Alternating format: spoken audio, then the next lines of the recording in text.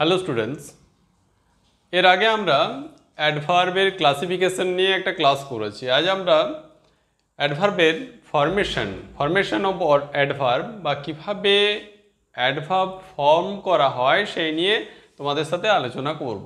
তাহলে দেখো, এই ব্যাপারে কয়েকটা রুলস তোমাদেরকে জানিয়ে দিই। প্রথমে দেখো রুল 1, জেনারেলি অ্যাডজেক্টিভের সাথে এলওয়াই যোগ করে অ্যাডভার্ব ফর্মে রূপান্তরিত করা হয়, তাই না?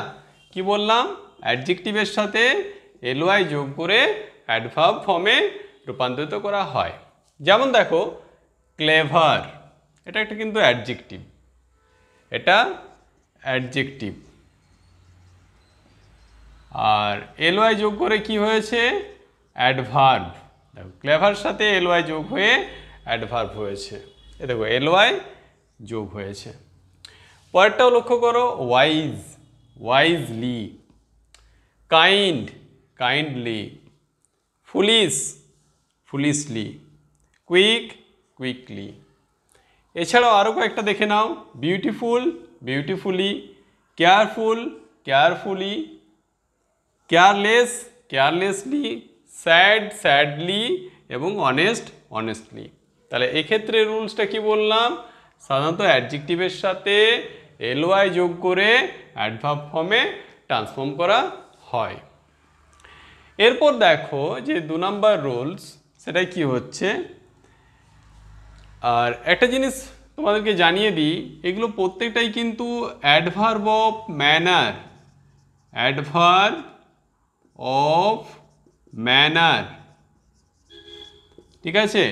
আমরা কিন্তু এগুলো ক্লাসিফিকেশনে আমরা অ্যাডভার্বকে যে কয়েকটা ভাগে ভাগ করেছিলাম, তার মধ্যে একটা ছিল অ্যাডভার্ব অফ ম্যানার। যদি তোমরা ভুলে গিয়ে থাকো তাহলে আমাদের পুরনো ক্লাসটা অবশ্যই দেখে নেবে একবার।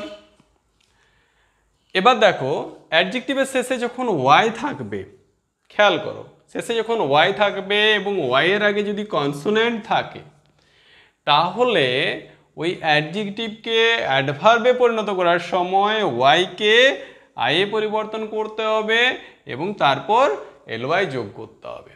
তাই কি বললাম? কোনো অ্যাডজেক্টিভের শেষে যদি ওয়াই লেটার থাকে এবং তার আগে যদি কনসোনেন্ট থাকে, তাহলে ওয়াইকে আইয়ে পরিবর্তন করতে হবে এবং এলওয়াই যোগ করতে হবে। দেখো এক্সাম্পলগুলো দেখলে আরও ক্লিয়ার হয়ে যাবে। যেমন দেখো হ্যাপি, শেষে ওয়াই আছে, তার আগে কি এই যে পি, এটা কি কনসোন্যান্ট, তাই না?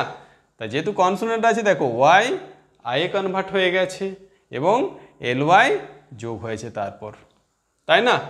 সেম আনহ্যাপি, এটাও সেম হবে, আনহ্যাপিলি হবে। রেডি, এ দেখো শেষে ওয়াই আছে, তার আগে কনসোন্যান্ট, তাহলে ওয়াই আই এ কনভার্ট হবে এবং এলওয়াই যোগ হবে, রেডি, রেডিলি, ঠিক আছে? আবার দেখো হ্যাভি, হ্যাভিলি, ঠিক আছে?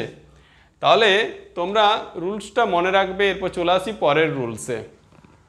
রুল নাম্বার 3, এতে কি বলা হয়েছে? যদি অ্যাডজেক্টিভের শেষে এলি থাকে, ঠিক আছে, তাহলে ই লেটারকে বাদ দিতে হবে এবং ওয়াই যোগ করে অ্যাডভার্বে পরিণত করা হয়। যেমন উদাহরণ একটা দেখো, তাহলে ক্লিয়ার হবে। আমি কি বললাম? কোনো ওয়ার্ডের শেষে এলি থাকবে, এ দেখো এলি আছে, তখন কি বললাম? ইকে বাদ দিতে হবে, ইকে বাদ দিয়ে ওয়াই যোগ করতে হবে। দেখো সিঙ্গেল থেকে সিঙ্গেল, ডবল থেকে ডবলই, ঠিক আছে? দেখো ই বাদ দিয়ে দেওয়া হয়েছে এবং ওয়াই যোগ করা হয়েছে। তো এটা হলো আরেকটা রুলস, যেটার মাধ্যমে আমরা অ্যাডজেক্টিভ থেকে অ্যাডভার্বে পরিণত করি। তারপর দেখো রুল নাম্বার 4, নাউন ও অ্যাডজেক্টিভকে যুক্ত করে অ্যাডভার্ব ফর্ম করা হয়। কিছু ক্ষেত্রে নাউন ও অ্যাডজেক্টিভ এই দুটোকেই যুক্ত করে অ্যাডভার্ব ফর্ম করা হয়। দেখো এখানে এই যে সাম, এটা হলো অ্যাডজেক্টিভ, টাইম এটা হলো নাউন, এই দুটোকে যুক্ত হয়ে কি হয়েছে? সামটাইমস, তাই না? আবার দেখো মিন অ্যাডজেক্টিভ, টাইম নাউন, দুটো যুক্ত হয়ে হয়েছে মিন টাইম। আবার দেখো মিড একটা অ্যাডজেক্টিভ, ওয়ে এটা হচ্ছে নাউন, এ দুটো যুক্ত হয়ে হয়েছে mid way.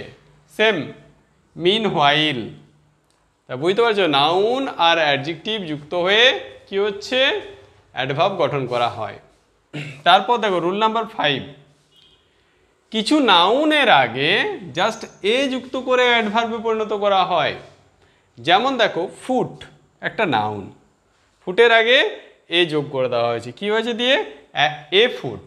A foot means on foot, a foot means on foot, okay. আবার দেখো এ হেড, একসাথে এ হেড মানে on head, asleep on sleep, এক্ষেত্রেও দেখো স্লিপের সাথে এ যোগ হয়েছে, স্লিপ এটা কিন্তু নাউন ঘুম, তার থেকে যোগ হয়েছে অ্যাসলিপ, এটার মাধ্যমে আমাদের অ্যাডভার্ব ফর্মে পরিণত করা হয়েছে। আবার দেখো অ্যাবোর্ড মানে অন বোর্ড, অ্যাওয়ে মানে অন ওয়ে, তাই না, প্রত্যেকটাই নাউনের আগে যোগ করে অ্যাডভার্ব ফর্মে পরিণত করা হয়েছে। এরপর দেখো রুল 6, যেখানে কি বলা হচ্ছে না, কিছু নাউনের আগে প্রিপোজিশন যুক্ত করে অ্যাডভার্ব করা হয়। তাই নাউনের আগে কি যুক্ত করা হয়, প্রিপোজিশন, এবং তার পর প্রিপোজিশন যুক্ত করে অ্যাডভার্ব ফর্মে রূপান্তরিত করা হয় বা অ্যাডভার্ব হিসাবে ব্যবহার করা হয়। যেমন দেখো এই যে টু একটা প্রিপোজিশন, ডে একটা নাউন, দুটো যুক্ত হয়ে কি হয়েছে, টুডে, এটা অ্যাডভার্ব ফর্ম। টু মোরো যোগ হয়ে হয়েছে টুমোরো, সেম। ওভার বোর্ড যুক্ত হয়ে হয়েছে ওভারবোর্ড, ঠিক আছে। তাহলে এইভাবে প্রিপোজিশন এবং নাউন যুক্ত করেও কিন্তু অ্যাডভার্ব ফর্মে পরিণত করা যায়। রুল নাম্বার 7, কখনো কখনো দুটি অ্যাডভার্বকে অ্যান্ড দ্বারা যুক্ত করে ভিন্ন অর্থে প্রয়োগ করা হয়, ভিন্ন অর্থে কিন্তু অ্যাডভার্ব হিসাবেই প্রয়োগ করা হয়। যেমন দেখো অ্যাগেন অ্যান্ড অ্যাগেন, এটার মানে কি বা কি অর্থে প্রযুক্ত হচ্ছে, সেটা হচ্ছে মোর দ্যান ওয়ান্স, মানে একবারের থেকে বেশি, বা রিপিটেডলি বারবার, এটা বোঝানোর ক্ষেত্রে ব্যবহার করা হয় অ্যাগেন অ্যান্ড অ্যাগেন। তারপর দেখো fur and near, fur and near means in all direction, মানে সমস্ত দিক থেকে, তাই না, চারিদিক থেকে, সেটা হচ্ছে ফার অ্যান্ড নিয়ার। তারপর দেখো ফার অ্যান্ড ওয়াইড, এটা মানে হচ্ছে কম্প্রিহেন্সিভলি, তাই না। ফার্স্ট অ্যান্ড ফরমোস্ট মানে ফার্স্ট অফ অল, তাহলে এই দেখো দুটো অ্যাডভার্ব, ফার্স্ট একটা অ্যাডভার্ব, ফরমোস্ট একটা অ্যাডভার্ব, দুটো যখন প্রযুক্ত হচ্ছে তখন তার মিনিং কি হচ্ছে, ফার্স্ট অফ অল। আবার দেখো নাও অ্যান্ড দেন, এ দেখো অ্যান্ড কনজাংশন দ্বারা যুক্ত আছে, দুটো অ্যাডভার্ব, এটা মানে কি হচ্ছে ফ্রম টাইম টু টাইম বা ওকেশনালি। তাই যখন নাও অ্যান্ড দেন বসছে তখন এর মিনিং হচ্ছে ফ্রম টাইম টু টাইম বা ওকেশনালি, মানে মাঝে মাঝে। তারপর দেখো নাও অ্যান্ড অ্যাগেন, এটা মানে হচ্ছে অ্যাট ইন্টারভ্যালস, মানে যেটা বিরতি দিয়ে, মানে কিছু থেমে থেমে কাজ হবে, সেটা হচ্ছে নাও অ্যান্ড অ্যাগেন, বা সামটাইমস, কখনো কখনো। অফ অ্যান্ড অন, এটা মানে হচ্ছে নট রেগুলারলি, যেটা নিয়মিত নয়, এরকম কিছু। To and fro, to and fro মানে আপ অ্যান্ড ডাউন, যেটা কিছু উত্থান বা পতন বোঝাবে। ব্যাকওয়ার্ডস অ্যান্ড ফরওয়ার্ডস মানে সামনের দিকে মুভমেন্ট বা পিছনের দিকে মুভমেন্ট, এটা বোঝাতে পারে।